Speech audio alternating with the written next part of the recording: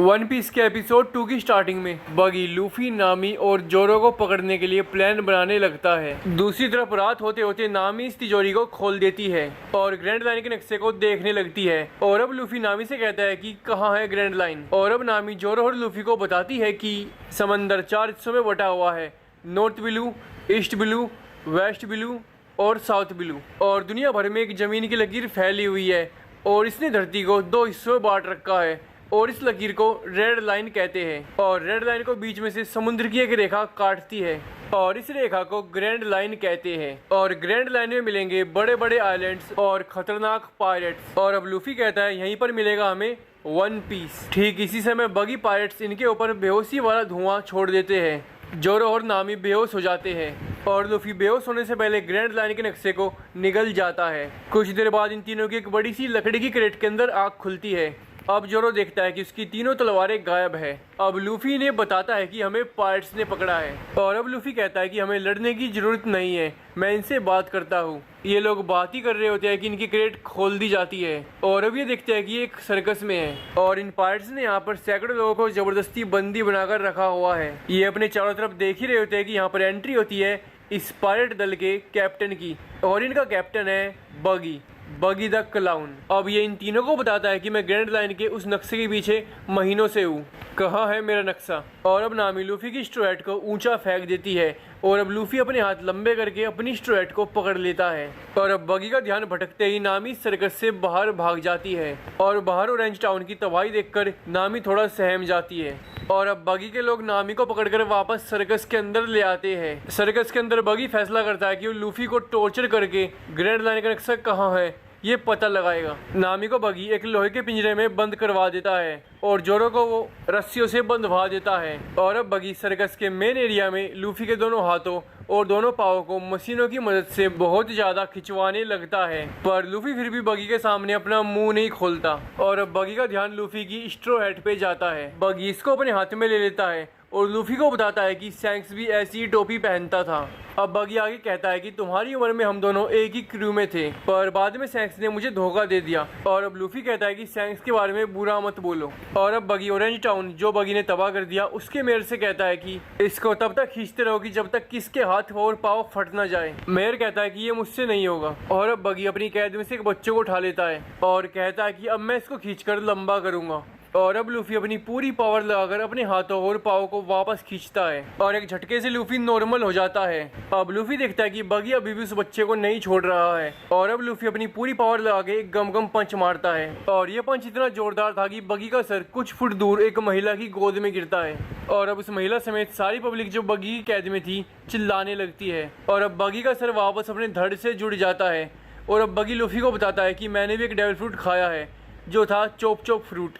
अब बगी लूफी को बताता है कि तुम मुझे कितना भी काटो मैं अपनी इच्छा से जुड़ सकता हूँ। और अब बगी लूफी से बातचीत करता हुआ एक हाथ अपना अलग करके चुपचाप लूफी के पीछे ले जाता है और लूफी को बेहोश करके फिर से पकड़ लेता है। दूसरी तरफ vice admiral Garp captain Morgan वाले मरीन बेस पर पहुंच जाते हैं। अब कोबी यहाँ हेलमेपो से पूछता है कि ये कौन है। हेलमेपो इसको बताता है कि गार्प मरीन के हीरो है और इन्हीं ने गोल्ड रोजर को पकड़ा था। बातचीत के दौरान captain Morgan vice admiral Garp को बताते हैं कि वो भागकर नहीं जा पाते अगर मेरा बेटा उनको पकड़ने में नाकाम नहीं होता।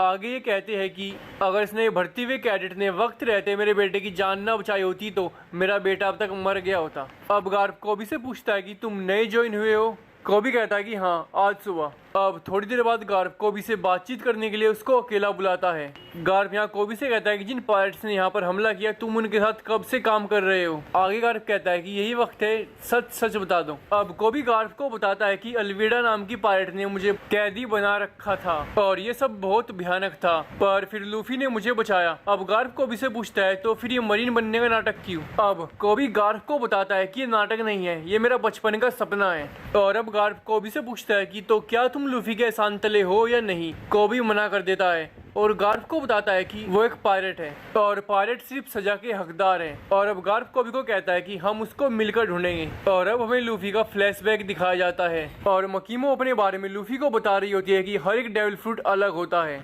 और डेविल फ्रूट जो खा लेता है वो कभी भी तैर नहीं सकता। अब शैंक्स मकीमो के बारे में आता है और लूफी इससे पूछता है कि तुम लोग वापस कब आओगे। और अब शैंक्स लूफी को बताता है कि लूफी हम यहाँ वापस कभी नहीं आएंगे। अब लूफी गुस्से में मकीमों के बार में बैठ जाता है और थोड़ी देर बाद यहाँ पे वो बैंडिट अपनी गैंग के साथ यहाँ फिर से आ जाता है। लूफी इसको देखते ही इसके ऊपर चिल्लाकर कहता है चले जाओ यहाँ से। और अब ये लूफी का कॉलर पकड़ के लूफी को ऊपर उठा लेता है और अब यहाँ शैंक्स आ जाता है। शैंक्स इसको कहता है कि छोड़ दो लूफी को, पर ये नहीं छोड़ता और अब शैंक्स की क्रू और इस बैंडिट की क्रू में लड़ाई हो जाती है। लड़ाई के दौरान शैंक्स और शैंक्स की क्रू बैंडिट की क्रू का पूरा सफाया कर देती है, पर वो बैंडिट मौका मिलते ही लूफी को यहाँ से लेकर भाग जाता है। और अब ये बैंडिट लूफी को एक छोटी सी नाव में बिठाकर समुद्र में चला जाता है और थोड़ी देर बाद इनकी बोट पर एक सी मोस्टर हमला कर देता है और अब लूफी डूबने लगता है। पर तब यहाँ शैंक्स आ जाता है और लूफी को उस बोट पर बिठा देता है और अब ये सी मोस्टर फिर से इस बोट पे हमला कर देता है और इस हमले में बोट के एक बड़े हिस्से के साथ साथ शैंक्स का एक हाथ भी कट जाता है। और अब शैंक्स इस सी मोस्टर को जाने के लिए कहता है और ये यहाँ से चला जाता है। और अब लूफी रोने लगता है क्योंकि उसको लग रहा है कि उसकी वजह से ही शैंक्स का हाथ कटा है। और अब कहानी प्रेजेंट में शिफ्ट होती है और अब जोरो नामी को पूछ रहा होता है कि तुम हमें बगी के हाथों मरने के लिए छोड़कर क्यों भागी थी। नामी जोरो को बताती है कि बिना हथियारों के हम कर भी क्या लेते। और अब नामी अपने पिंजरे का ताला खोलने लगती है। नामी ताला खोल ही रही होती है कि जोरो नामी को बताता है कि कोई आ रहा है और अब नामी जोरो को कहती है कि तुम्हें उसे बातों में उलझाना पड़ेगा जब तक कि मैं ताला ना खोल लूं। और अब जोरो उसे बातों में उलझाने लगता है। दूसरी तरफ बगी ने इस बार लूफी को एक शीशे के बॉक्स में कैद कर दिया है जिसमें बगी लूफी को मारने के लिए समुद्री पानी भर रहा है। और अब बगी लूफी से कहता है कि बचने के लिए तुम्हारे पास एक ही रास्ता है कि मुझे वो नक्शा दे दो, शायद फिर मैं तुम्हें अपनी क्रू में शामिल कर लूं। लूफी बगी को कहता है कि मैं तुम्हें वो नक्शा कभी नहीं दूंगा। और अब बगी लूफी को मारने के लिए समुद्री पानी का नल पूरा खोल देता है और अब इस बक्से के अंदर लूफी डूबकर मरने लगता है। बात करें नामी की तो जोरो के उस आदमी को उलझाने की वजह से नामी ने अपने पिंजरे का ताला खोल लिया है और जोरो ने भी अपना एक हाथ रस्सियों से निकालने लायक कर लिया है।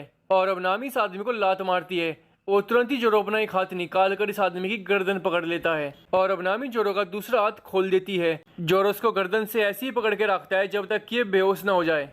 और अब जोरो अपनी तीनों तलवारें उठा लेता है और अब सर्कस के मेन एरिया में आके नामी अपने डंडे को इस गिलास के बॉक्स पे पूरी पावर से फेंक के मारती है और ये गिलास का बॉक्स दरारे आकर टूट जाता है और हमारा लूफी बाहर आ जाता है। और पानी में थोड़ा बहुत डूबने की वजह से अब लूफी के मुंह से वो नक्शा अपने आप ही लूफी की कमजोरी के चलते निकल जाता है और अब बगी अपने शरीर के सैकड़ों टुकड़े कर नामी और जोरो से लड़ने लगता है और बगी दोनों पे भारी पड़ता है। और अब बगी लूफी से कहता है कि तुम्हारी क्रू को निपटाने के बाद फिर मैं तुम्हारे पास आऊंगा तुम्हें निपटाने के लिए। और अब लूफी भी बगी से लड़ने लगता है और बगी लूफी पे भी भारी पड़ता है और बगी ने लूफी की स्ट्रोएट पे 3 छेद भी कर दिए हैं।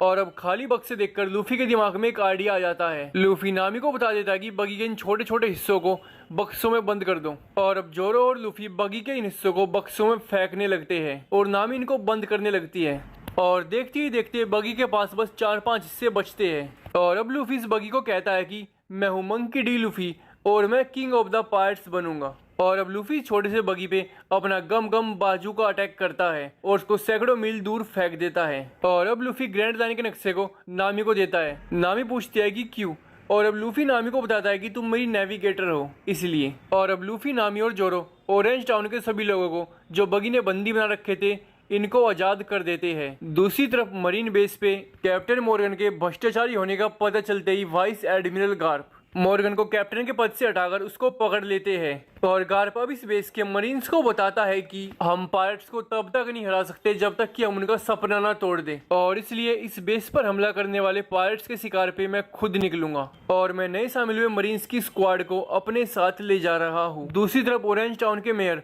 लूफी को और उसकी क्रू को कुछ खाना ऑफर करते हैं और अब लूफी इसमें से एक पीस खाकर अपनी क्रू के साथ यहाँ से चल देता है। और अब लूफी के फ्लैशबैक का सीन दिखाया जाता है जिसमें अपने क्रू के साथ जाने से पहले शैंक्स लूफी से बात करने आया है और अब लूफी शैंक्स से कहता है कि तुम सही थे शैंक्स, मैं तैयार नहीं हूँ, लेकिन जब हो जाऊंगा तब मैं कैप्टन बनूंगा, मेरा भी शिप होगा और मेरी भी क्रू होगी, हम दुनिया के सबसे महान पायरेट्स बनेंगे, तुम्हारी क्रू से भी महान। और अब लूफी आगे शैंक्स से कहता है कि वन पीस को ढूंढकर मैं किंग ऑफ द पायरेट्स बनूंगा। और अब शैंक्स लूफी को अपनी स्ट्रॉ हैट दे देता है और लूफी को बताता है कि ये टोपी मेरे लिए बहुत कीमती है, ये मेरी दुनिया है, मैं चाहता हूँ कि तुम इसको रखो और जब तुम एक महान पायरेट बन जाओगे तब ये मुझे वापस कर देना। और अब शैंक्स अपनी क्रू के साथ लूफी के विलेज से चला जाता है। अब कहानी वापस प्रेजेंट में आती है, जहां नामी लूफी की स्ट्रॉ हैट को सिल रही होती है। अब जोरो लूफी से पूछता है कि क्या तुम्हारे साथ हर दिन ऐसा ही होगा। अब लूफी जोरो को बताता है कि शैंक्स ने कहा था कि अगर रास्ता कभी आसान दिखे तो समझ लेना कि तुम गलत रास्ते पे हो। अब थोड़ी देर बाद नामी चुपके से किसी को एक छोटे डंडन मूसी से कॉल करके बता रही होती है कि मुझे नक्शा मिल गया। तो दोस्तों, ये थी वन पीस लाइव एक्शन के एपिसोड 2 की पूरी कहानी। लाइक और सब्सक्राइब कर लो।